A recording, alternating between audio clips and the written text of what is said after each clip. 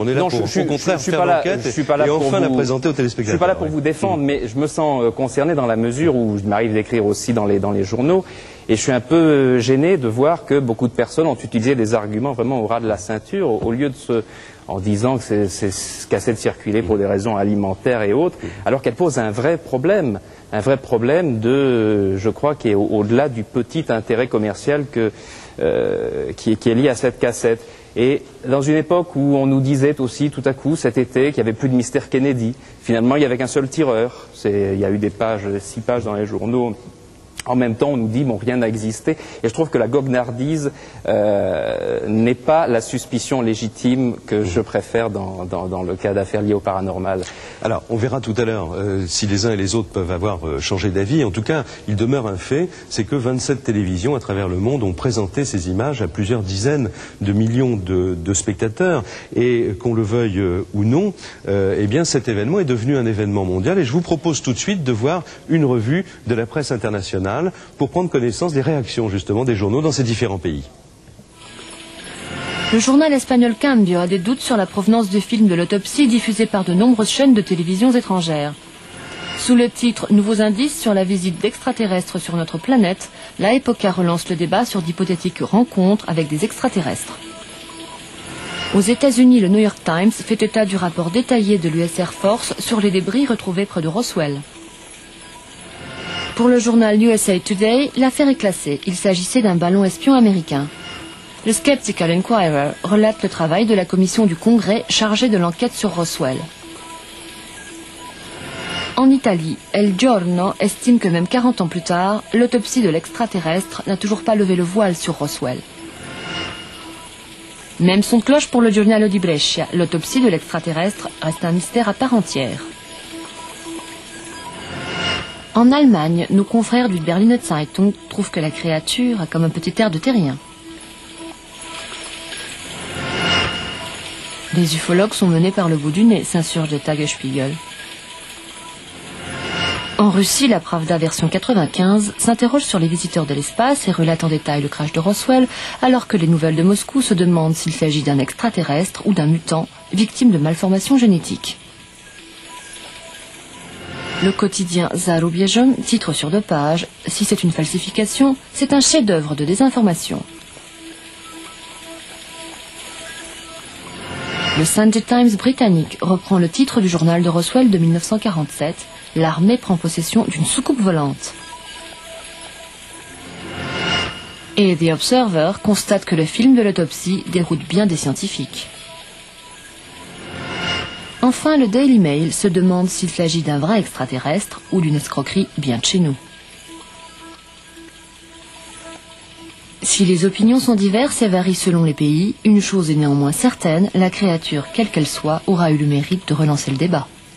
Alors j'imagine ce débat va s'ouvrir devant vous ce soir, que vous posez aussi beaucoup de questions. Vous pouvez poser vos questions ou nous donner vos réactions au standard SVP qui ouvre à l'instant au 49 99 88 88, précédé du 16 et du 1 si vous êtes en province. Et je vous présente tout de suite donc tous les invités que j'ai réunis sur ce plateau. D'abord, 2 confrères, Bob Kiviat et John Purdy. Bob Kiviat, lui, est mon confrère américain et il a pour la chaîne Fox TV réalisé l'émission américaine. John Purdy, qui titulaire de plusieurs Oscars comme auteur de documentaires, a lui proposé la même émission en Grande-Bretagne sur Channel 4. J'ai également demandé à des médecins d'analyser bien sûr ce document, le docteur Patrick Brown qui est chirurgien, le docteur Jean-Pierre Santoro qui est médecin légiste et qui a pratiqué plus de 5000 autopsies dans sa carrière depuis une bonne quinzaine d'années. À côté de lui, le docteur Josiane Pujol qui est chirurgien dentiste et qui est une spécialiste du crâne et de la face. Et pour savoir si ce film avait pu être tourné en 1947, oui, à côté Martin Monestier qui lui est un spécialiste des monstres, et je vous expliquerai tout à l'heure pourquoi. A-t-on pu donc tourner ces images en 1947? J'ai demandé à un certain nombre de spécialistes du monde du cinéma de venir. Michel Contour, ancien reporter caméraman à 5 colonnes à la une. Il est aussi l'un des responsables des archives du film du Centre national du cinéma. Jean Badal, qui est directeur photo et qui est aussi caméraman, qui a travaillé avec les plus grands noms du cinéma français, comme Jacques Tati, Marcel Carnet ou André Cayatte, et qui était, en 1947, reporter caméraman d'actualité. Et puis, à côté de lui, Jean-Pierre Nérac. Lui, c'est un spécialiste du développement des films. Il dirige la société Cinarchive, un laboratoire où l'on restaure les films anciens. Il y aura d'ailleurs ce soir quelqu'un qui n'est pas encore là, que vous découvrirez tout à l'heure, expert mondial en photographie. Il s'appelle Bob Shell. Il est venu tout spécialement des États-Unis. Et lui, il a eu la chance que nous n'avons pas eue, nous, c'est-à-dire qu'il a pu analyser 3 images, vous entendez bien, 3 images seulement du document original. Il nous dira s'il peut, sur la foi de ces 3 images, authentifier ou non cette pellicule. Et pour savoir si l'on peut rapprocher donc cette créature de l'incident de Roswell auquel je faisais allusion tout à l'heure, eh bien j'ai demandé à Gilda Bourdet d'être là. Gilda Bourdet est écrivain. Il vient de sortir un livre sur l'affaire de Roswell. Enfin, l'un des mérites de toute cette affaire, c'est d'avoir relancé aussi le débat, comme le disait Patrick Baudry, sur la possibilité d'existence des extraterrestres. J'ai donc réuni des scientifiques qui réfléchissent et qui travaillent sur ces questions. Je vous les présente maintenant. Jean-Claude Ribes, qui est astronome, qui est président de la Société astronomique de France. Jacques Paul, qui est astrophysicien à Saclay. Pascal Pic, lui, qui est un spécialiste de l'évolution, paléo-anthropologue. Ils feront donc le point sur leurs recherches et répondront bien sûr à toutes les questions que vous vous posez à propos de l'existence des extraterrestres. Et puis, à Londres, l'homme par qui, j'allais dire, le scandale est arrivé, en tout cas l'homme par qui le film est arrivé, il s'appelle Ray Santilli. Il est en direct de Londres. Ray, vous nous voyez, vous nous entendez bien ? Yes, I can. Oui, tout à fait, je vous entends. Alors, j'ai 2 petites questions très rapides pour vous, tout de suite. Première question, pour vous, qui commercialisez ce film et qui l'avez trouvé, dites-vous, aux États-Unis, croyez-vous sincèrement que ce film est authentique ? Sincèrement, oui, je crois que le film est authentique et je crois sincèrement que la personne qui me l'a vendu croit aussi que c'est sincèrement. Je n'ai pas de doute du tout. Est-ce que vous pensez que la créature est une créature extraterrestre ? Là, je ne sais pas. Malheureusement, je n'y étais pas il y a 50 ans, presque, quand l'incident a eu lieu. Et tout ce que je peux faire, c'est de me fier aux experts qui ont vu le film. Je ne sais pas qui est cette créature. Est-ce un être humain avec un problème génétique ou un extraterrestre? Je n'en sais rien. Très bien, nous essaierons, nous, de notre côté, de répondre bien sûr à ces questions et nous aurons encore beaucoup de choses à vous demander au cours de cette émission. Tout de suite, premier volet de notre enquête.